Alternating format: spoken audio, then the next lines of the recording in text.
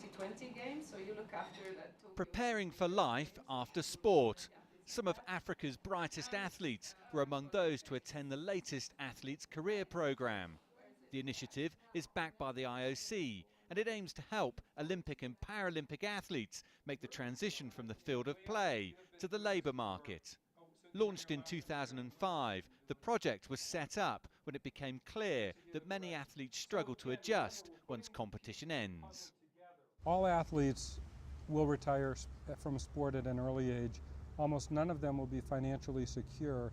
I personally have known an athlete that committed suicide at one point after it was over. I know those that don't have the energy to get up and fight for what comes next. Athletes from the USA and Europe do at least have a number of locally based charities and organisations to fall back on.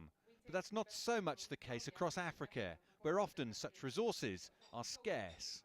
In Africa, we had a lot of problems with athletes when they finish a career. They don't plan anything, and after once they finish, they don't know what directions they're gonna go to find a job. We try to educate the athletes. We try to talk to our leaders. You know, for the career is very important, but after career is also important. That's a view echoed by IOC member and four-time Olympic silver medalist Frankie Fredericks. The Namibian also attended the workshop to give the athletes guidance and advice. He feels far too many sports stars only focus on the training with no concern as to what happens next.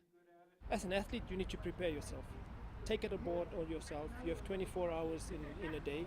Make sure that you combine your sports. If your sports take 2 to 3 hours, you have to eat, you have to rest. Then you have enough time to study. Make sure that you get the education, because education is the key that will open a lot of doors to a bright and successful future. This workshop in Johannesburg included members of South Africa's Olympic gold medal rowing team, as well as 7-time Olympic medalist Zimbabwean Kirsty Coventry.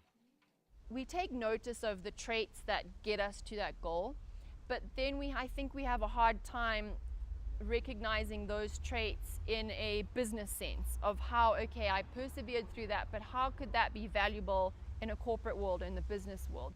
As important as this programme is, organisers are aware that much more needs to be done to help elite athletes make the transition from competition to career.